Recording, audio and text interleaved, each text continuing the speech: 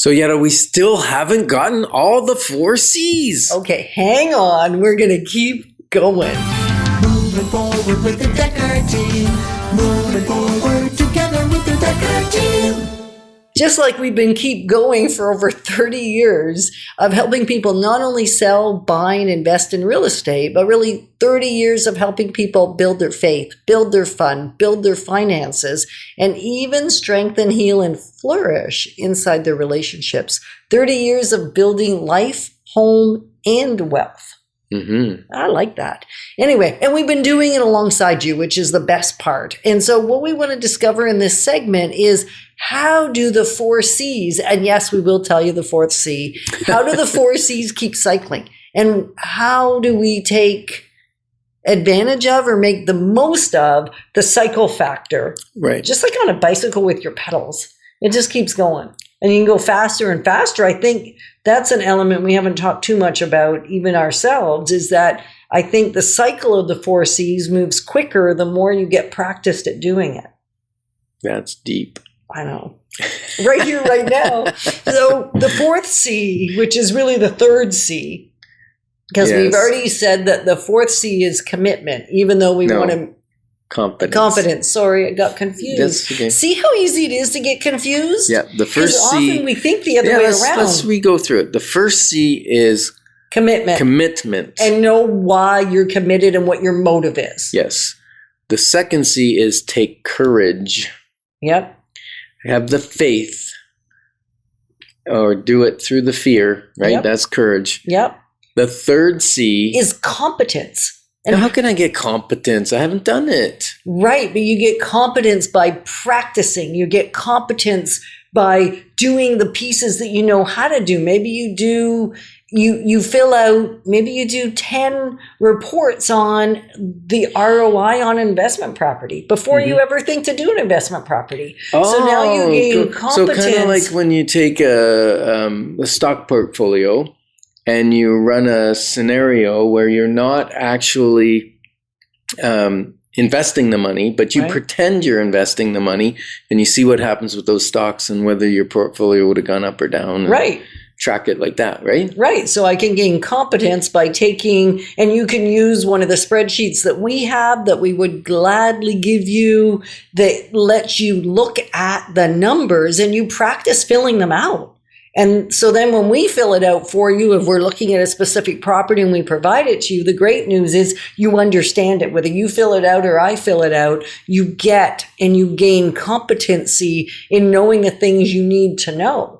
Mm-hmm. Maybe you'll get competency through creating a great team.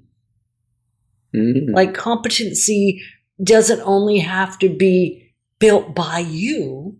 Your competency can be built by your community of people that are in it with you. Right. So if you've got a great guide, if you've got a great home inspector, if you've got a great financial planner, if you've got a great mortgage broker that knows your goals and how to get you there financially, right? Yeah. When you have all those things starting to line up, you start to get competency, right?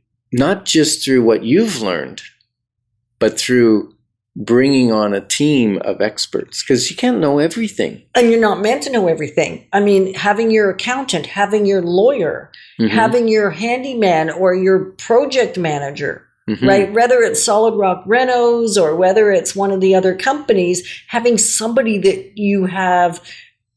Now, here's where your confidence starts to slide into your competency, because once you have competency, your confidence starts to grow.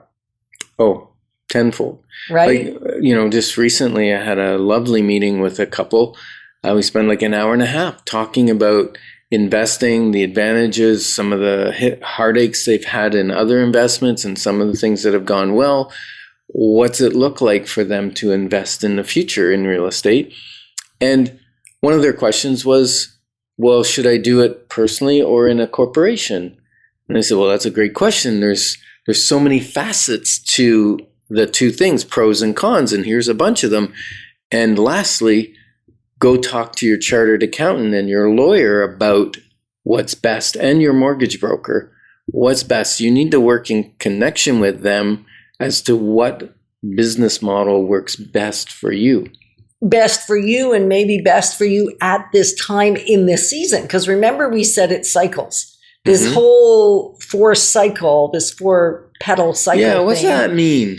What's that mean? So I get so I commit, I have courage, I get competency, and I get confidence, and I reach my goal. Right. So you get your first investment property. All right. And it's a sweet little, in our case, it was a sweet little single family home in the village of Osgood that bailed out a client. Okay.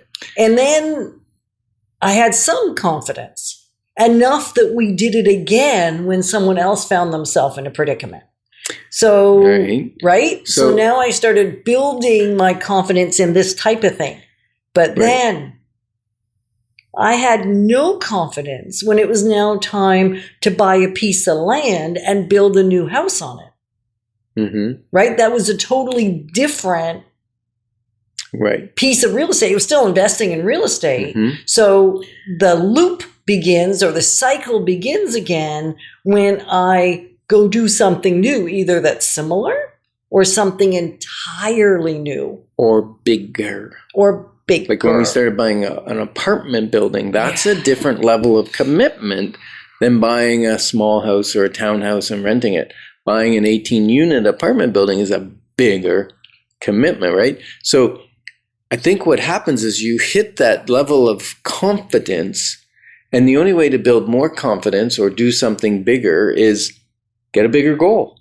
Commit bigger. That's when the cycle starts over, right? You recommit to something that's even bigger. Or different. Right? Different or bigger. Like I remember for us, like even just moving from land to a house, it was a little more money, but it wasn't so much about the money as it was different. So it could be bigger, could be different, could be both different and bigger. And then we started doing duplexes, and then we bought like a 5-plex, and each one of those was in fact bigger. And then taking on partners, that was another whole. So it takes you out of your comfort zone. Anytime you get taken out of your comfort zone, when you go, ooh, this isn't comfortable, then it takes another level of commitment to move through that, where it now becomes comfortable again. And then what's the next commitment? And that's how the cycle works, right? Right. And you should expect. Like, I don't though. Like, it surprises me when I now lack confidence in something that I think I've built some competency. I've had courage. I had the commitment. And then I think, well, this should be easy. Like, what's wrong with me? I feel like a fish out of water again. Like even just buying that property in Mexico. Boy, did we feel like a fish out of water. Well, that was another big commitment, right?